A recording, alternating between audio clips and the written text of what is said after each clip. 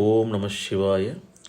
தெய்வத்தின் குரல் முதல் பகுதி, எளிய வாழ்வு என்ற தலைப்பில் மகாபெரிவா அருளிய உரை. வாழ்க்கை தரத்தை உயர்த்துவது என்ற வார்த்தை இப்போது ரொம்பவும் அடிபடுகிறது. சர்க்கார் திட்டங்கள் இதற்குத்தான் என்கிறார்கள்.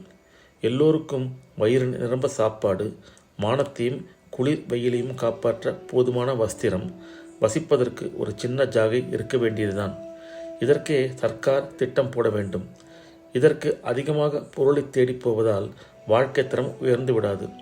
உண்மையில் வாழ்க்கை தரம் என்பது வெளி வஸ்துக்களின் பெருக்கத்தில் இல்லை.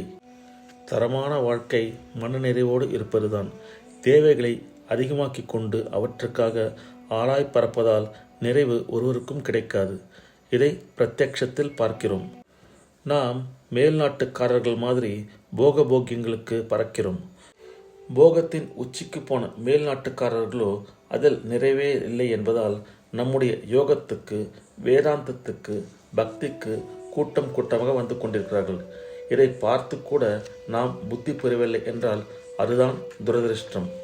ஒருத்தன் பீரோ நிறைய துணி வைத்திருந்தாலோ, கண்ட வேளையில் ஹோட்டலுக்கு போய் கண்டதை தின்பதாலோ, வீட்டை ஏர் கண்டிஷன் செய்து கொண்டு விட்டதாலோ அவனுடைய வாழ்க்கை தரமாகி விடாது. மனம் நிறைந்திருந்தால் அதுவே வாழ்க்கை தர உயர்வாகும். மன நிறைவு வெளி வஸ்துக்களால் ஒரு நாளும் கிடைக்காது. வெளி வஸ்துக்களை சேர்க்க சேர்க்க மேலும் மேலும் சௌகரியத்துக்கு ஆசைப்பட்டு கொண்டு புது புது வஸ்துக்களை கண்டுபிடித்து வாங்கிக் கொண்டே தான் இருப்போம். நாம் இப்படி இருப்பதை பார்த்து வசதி இல்லாதவர்களுக்கும் இதே ஆசை வெறியை உண்டாக்கி விடுகிறோம். இதனால் போட்டி, சண்டை எல்லாம் உண்டாகின்றன. வாழ்க்கை தரத்தை உயர்த்துவதாக ஏக முஸ்திப்படும் இறங்கிய பின்தான் சகலருக்கும் எப்போது பார்த்தாலும் எதையாவது வாங்கி கொண்டே இருக்க வேண்டியிருக்கிறது. நமக்கு அது வேண்டும், இது வேண்டும் என்று சதா அரிப்பு இருக்கிற வரையில் நாம் தரித்திரர்கள்தான். இப்போது கோட்டீஸ்வரனிலிருந்து எல்லோருக்கும் இந்த குறை இருப்பதால் எல்லோருமே தரித்திரராகத்தான் ஆகியிருக்கிறோம். பணம் இல்லாவிட்டால் தான் தரித்திரம் என்பது இல்லை. பணம் அதிகமாகிவிட்டதாலே எல்லோரும் தரித்திரர்களாக இருக்கிறோம். இந்த போக்கிய வஸ்துக்கள் அதிகமாக ஆக ஆத்மீக நாட்டம், நல்ல சித்தம் எல்லாமே போய்விடுகின்றன. மேல் நாட்டில் எத்தனை சஞ்சலம், விபச்சாரம், கொலை, கொள்ளை என்று பார்க்கிறோம். அதெல்லாம் இங்கேயும் வருவதற்கு பூர்ண கும்பம் கொடுக்கிறோம்.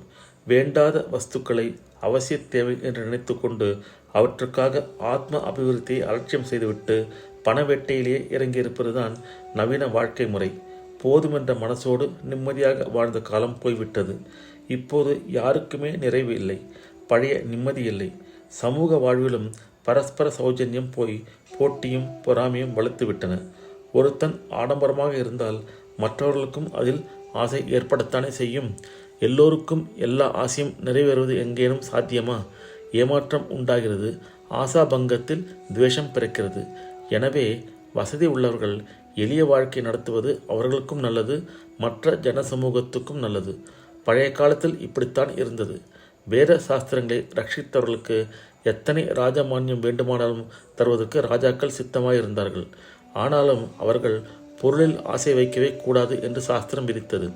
இதை இன்றைக்கும் சில வார்த்தைகளிலேயே ஊகிக்கலாம். வெண்கல பானை, வைர ஓலை போன்ற வார்த்தைகளை கேட்கிறீர்கள். பானை மண்ணால் செய்தது. முன்காலத்தில் வசதி உள்ளவர்களும் பானை தான் வைத்து சமைத்தார்கள். அப்புறம் வெங்கல பாத்திரம் வந்தது. அதுவே வெங்கலப்பானை ஆகிவிட்டது.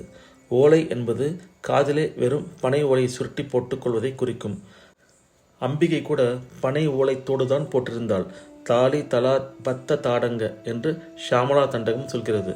பிறகு வைரத்தில் தோடு செய்தார்கள். இருந்தாலும் வைர ஓலை என்று பழைய பெயரும் ஒட்டி கொண்டது. அந்த காலத்தில் வசதி உள்ளவர்கள் 8 அடுக்கு வீடு கட்டி கொண்டதில்லை.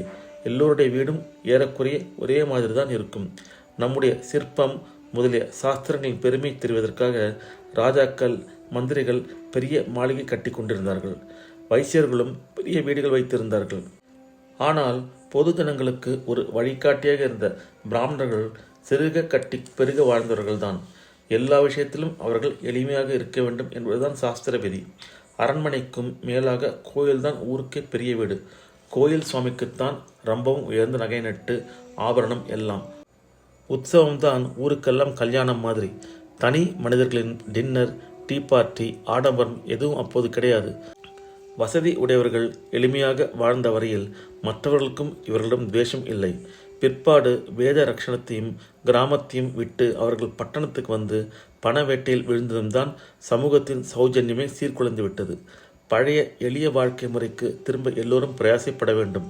காந்தி இருந்த வரைக்கும் எளிய வாழ்க்கை என்ற பேச்சாவது இருந்தது.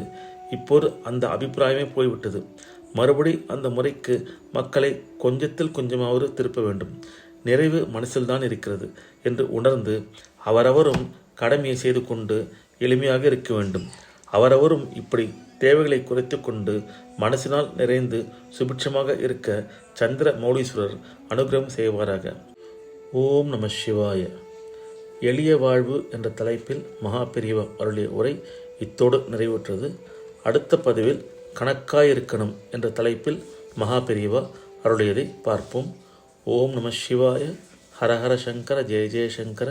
காஞ்சி சங்கர காமகோட்டி சங்கர.